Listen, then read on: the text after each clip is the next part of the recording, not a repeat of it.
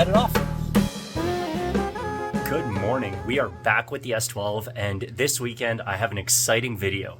I'm hoping that by the time these 8 tasks are complete, the car will be ready to drive over 100 kilometers back home. If we look at what's left to do, there's nothing super significant. First thing I'm going to do, secure the ECU. We've been in full project car mode with the ECU hanging on by one screw and a whole bunch of wiring in the driver's side footwell. That isn't something that I really want to be driving around too far with, so I'm going to be securing that first. It doesn't need to be perfect. Just enough to get me home. Secure ECU, done. Next up, seal the holes. Last week I bought myself the cheapest caulking gun that Canadian Tire offered, and I'm glad that I did, because I ran over it with my car as I was driving it back into the garage. So I've bent it back into what I can only describe as caulking gun-esque, and I'm going to be using that to seal up the holes in the car. First up, there are 2 holes that I used in the passenger footwell to pass the positive battery lead from the trunk. There's the one that I actually ended up using, and the first one that I made that comes out right next to the clutch hydraulic line where I wouldn't have had enough space to bore out. Passenger footwell is done. Now time for the engine bay.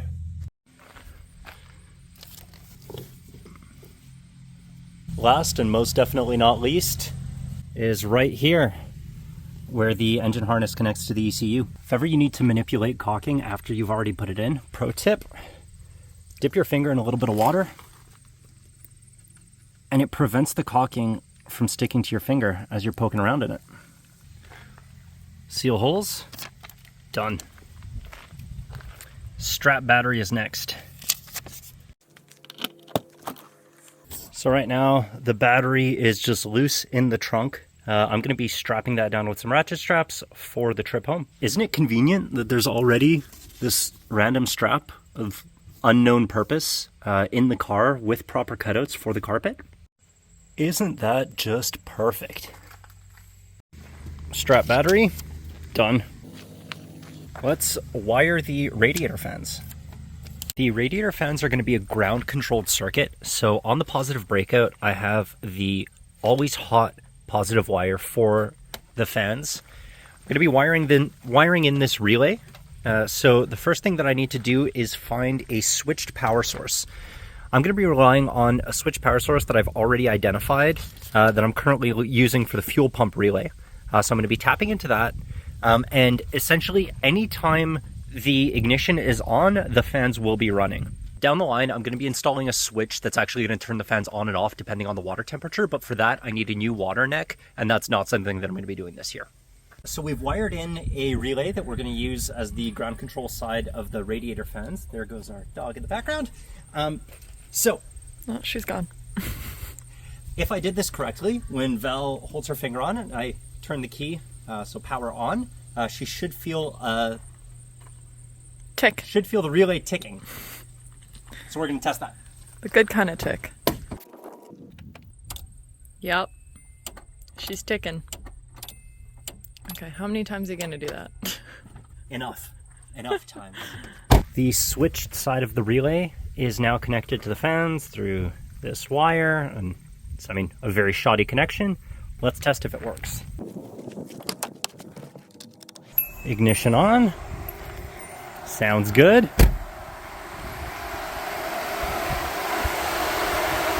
Both fans are running. The wind blew away my Post-it, but the radiator fan wiring is done. On to the next task. Let's go with the brake light switch. I'm going to be down here replacing this with a penny. If you know, comment down below. Got a broom handle on the brake pedal. Let's see if I did this right. Haha, nice. Brake light switch, done. Here's a big one. Install lights. This, there. It's not going to be that easy. The headlamps are held in with captive nuts. And you can see here, and there are 2 more under here and there. Now the problem is that these captive nuts were a little bit too captive. I managed to shear the screws, the bolts rather, that go in here. So I'm spraying them with a penetrant in the hopes that I can get them out. Same goes for this headlamp. Captive nuts were a little bit too captive, so I'm going to see if I can use pliers and rotate those out. I just ran a quick test with this 7/32 bit, an M6 tap, and trusty old rusted bed frame. And I came to the conclusion that the bolts that I was using for the headlights are in fact M6s. What this tells me is that I can drill out the bolts that have sheared, tap them again, and just use the exact same hardware. I think that's the approach I'm going to go with. Drilling pilots was going very well until my drill bit snapped. Our holes are drilled out. It is now time to tap.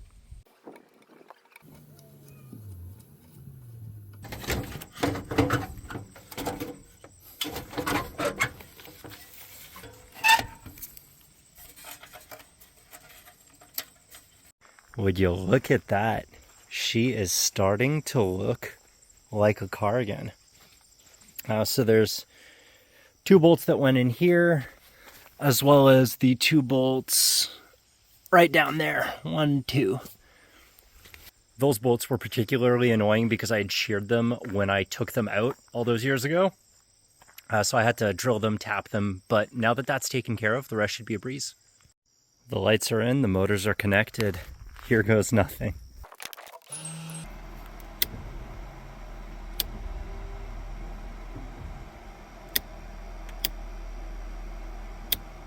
All right, slight malfunction. I think the issue is actually that the motors are not properly trimmed. So I noticed that if I dilly-dally with this,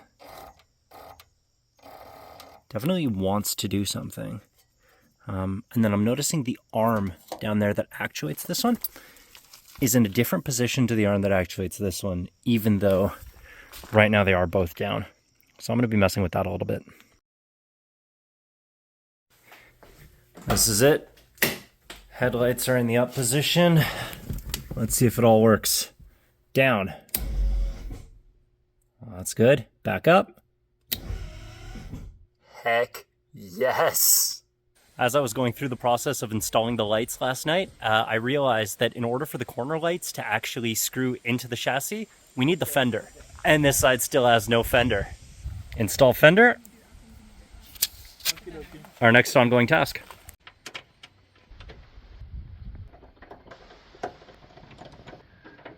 This is gonna look so freaking... I've got this the wrong way around.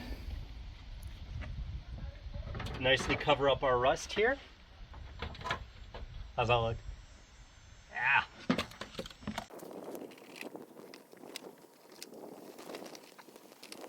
It's a little easier when you turn the wheel so that you actually have access to the space you're working in. Big brain.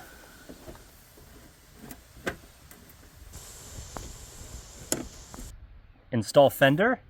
Done. Gotta head back to the lights now. How wild is it that to hold these lights in, they use what look very much like wood screws? And I'm pretty sure that's factory, given that there's like a little plastic grommet on the inside that these thread into. Install lights. Done. The next and final task before we take the car on the drive home. Make and install a shift boot. Now I have the car's center console in the back of it, but right now the trans tunnel basically has a hole going straight through to the ground. I'm not going to be making anything fancy. I'm just going to duct tape it shut essentially so that the leaky exhaust fumes don't end up in the car. Freaking quality. Look at that. We are taking the SR Select S12 on the long trip back to Montreal. This is going to be the ultimate shakedown. We're driving in convoy. My lovely fiance and our puppy Holly. I'm in the car with Ellie, my little sister. You may have seen her cleaning the inside of this car, coincidentally, a couple videos ago. And my mom and stepdad are in the next vehicle. We're headed off. All right, we're well on our way back to Montreal. We're on the highway. Things that we've discovered so far that are kind of problematic with the car, you'll be able to see there's a steering wobble. It might be a wheel that's just not well balanced, right? Like this car hasn't been properly driven since 2019. I know I keep harping on that, but anyway. And there's also this cutout, right? I'm in fourth, I'm at about 50% throttle, and it just doesn't want to go up a hill. It's really, really rough. Like the car's making no power at all. I'm pretty sure it's running rich. I don't know why it's doing this, but I'm not at all a fan. Coolant temperatures are good. Yeah, everything else is fine. Nothing to report, so no news, good news.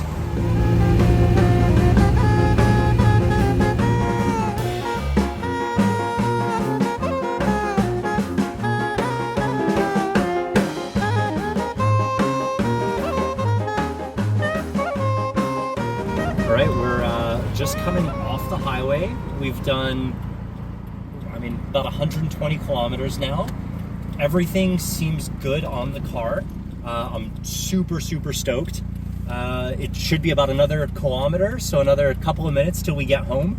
And then she's going into the garage. I'm so excited. This has gone so much better than I could have hoped. Surprisingly, not burning very much gas. Coolant temps have been great. Speedo's been working this whole time, even though it is a little bit off. Headlights are on and functional. I'm really, really happy. We are pulling into the garage. The S12 has made it. There we go. And we're home. Today was a tremendous success. The S12 is back in the city. For all intents and purposes, it is a car that runs and drives on the street. Now, it's not without its gremlins. There's still a whole bunch left to do and left to sort out, but I do believe that this is worthy of celebration. So I've got non-alcoholic ghost beer. It's called Ghostbusters. I've never tried it, but I'm excited to. I like that. Not too sweet. It was a great day today.